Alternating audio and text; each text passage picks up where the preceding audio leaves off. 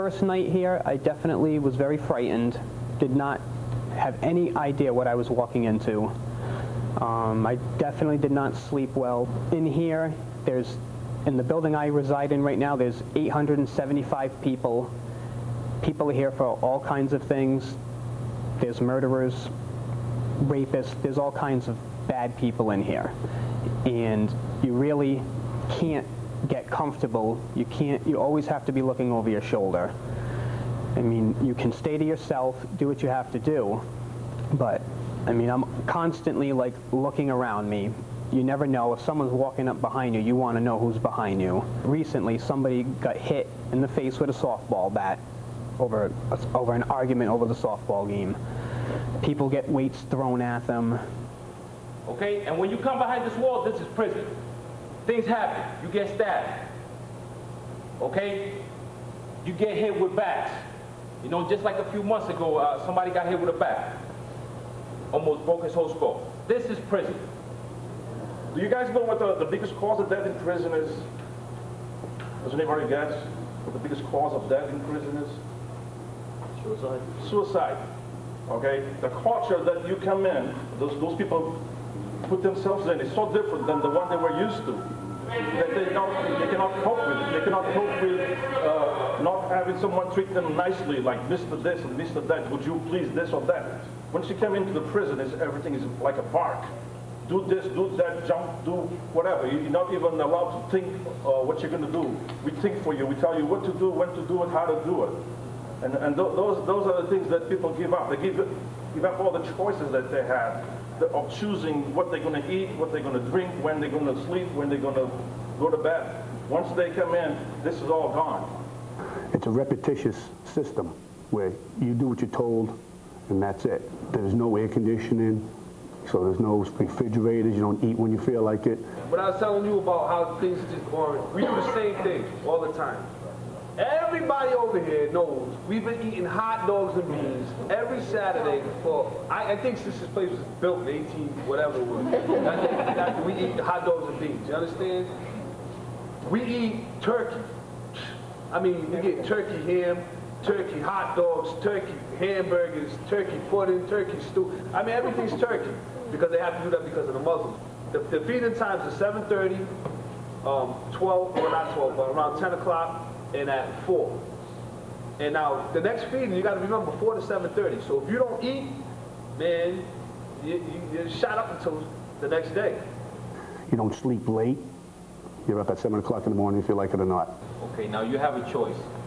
Either you go to breakfast or you don't. Okay? If you're one of them guys that you like to wake up late, if you miss breakfast, you get nothing to eat. And on top of that, by 7:30, you see you kids got a choice at home. Do you make your bed at home? You don't, huh? Over here at 7:30, if you don't make your bed, you go to segregation. Your private life, there's no such thing as a private life anymore inside prison. You don't have any privacy at all. At any time, an officer can come into your room, go through all your things. Your mail has to be searched to make sure no one's trying to send any drugs or anything in with you. I'm telling you, man, they make sure that every bit of your life is an open book to them. They know everything. You have no privacy. You know when your mother comes in your room, you're like, "Mom, get out of here. This is my room. Get out of here." These guys, they come in your room whenever they want. They throw everything in the middle of the floor. Your phone calls are monitored. Your mail's ready. Any given time, they can take your phone call. So, say you don't talk to your girl in a while or your man in a while, and you're talking on the phone. They're listening. You see what I'm saying? You're subjecting the people on the street. These are the people that don't have nothing to do with what you're in here for. Your mothers, I mean, they're subject to random the pad test that they got to come up here and go through. If they feel that my girlfriend's bringing in drugs, they pull it to the side. You know what I'm saying? They can pat it down, whatever they ought to do. This is what I'm telling you. What you do is a ripple effect. It affects everybody around you. You know what I'm saying? When you turn around and you do something wrong, and you don't think that it's affected, oh, it's just me. That's how I used to feel. Oh, it's just me. What about your mama? What about your dad? What about your aunt or whoever loves you in your life? You're affecting them, and they got to come up here and deal with this. They got to see that, besides them seeing you in here, they got to go through sitting out there for an hour. Then they got to come through here, sit over here for an hour. Privacy to us, it means you're up to something. Right? You're trying to do something. You go to the bathroom, you go to the bathroom right in front of us. But like Officer Laghi touched on, there's no privacy in there. They have gang showers. I think there's about 12 heads on the shower, so you got 100 inmates that have to shower, 12 shower heads. And there's a bathroom in each cell, but, you know, all the cells are open, so if you got to go to the bathroom, you know, that's it. There's no privacy. You lose all that. You lose your dignity, your privacy, everything. At the moment, I live in my own cell. I shared a cell with another roommate for like about the first 2 years I was here. Now I have my own room. It's basically about the size of a good-sized walk-in closet. It's about 6 by 8. Has a bed along one wall, a bunk, a little desk off to the side. Has a sink and toilet that are one contraption. And you can probably take maybe like 4 steps from one side of the room to the other. And it's very uncomfortable being in there too. It's very small, very confined. You feel very trapped inside this room. And it's very, very lonely. Most inmates do not have their family support and their friends support them. They'll be lucky if their mother comes up to visit. Their girlfriends usually don't stay with them, and their friends definitely don't come and visit. They may write for the first couple of weeks or try to visit, but that's about the end of it. I did see my family all the time. Unfortunately, my mother passed away 2 years ago. This November will be 2 years while I was here.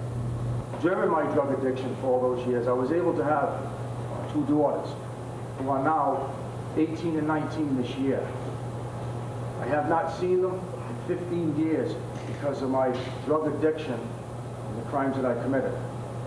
The woman that I was with at the time left and said, "You chose crime and drugs over us, we're leaving," and they left.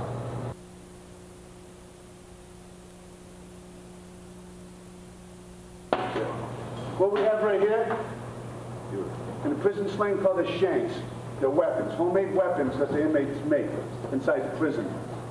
It's just a little bit of what we get every day, every year. We have boards that we can build hundreds of boards with these things. These are small ones, to tell you the truth. All right? We have ones that have razors. I can't take them off the board, but all this is a toothbrush, 2 razor blades melted on each side. All right? Out of us all here, these are probably one of the worst ones we have in here. Right? They're not really made to kill you. They're made to maim you, to mock you in prison. Inside the prison, it's another society within itself, all right? It's a totally different society. It's not pleasant. It's not nice. All right? We have people who tell on people, like on the outside. If you tell on somebody in here, you're going to have an inmate take this, and they'll probably cut you in the face. That's going to mark you for life within the prison system. That means that you ratted on somebody inside the prison system. All right? Again, it's not made to kill you. They're not going to cut your throat, this and that. They're going to cut you in the face. So now you got to go through the rest of your life with a scar on your face. Everybody knows that you told on somebody within the prison. You're going to have a hard time in prison. All right? You got other ones. We call these ice picks. Screwdriver that was filed down. You guys ask how they get these things. An inmate inside prison has 24 hours a day just to think on how to beat the system. As you can see, we have some real sophisticated one. This one has a sheath. Go right up. There you go. There's a weapon. Just made out of metal that was sharpened down, and they just put tape all around it.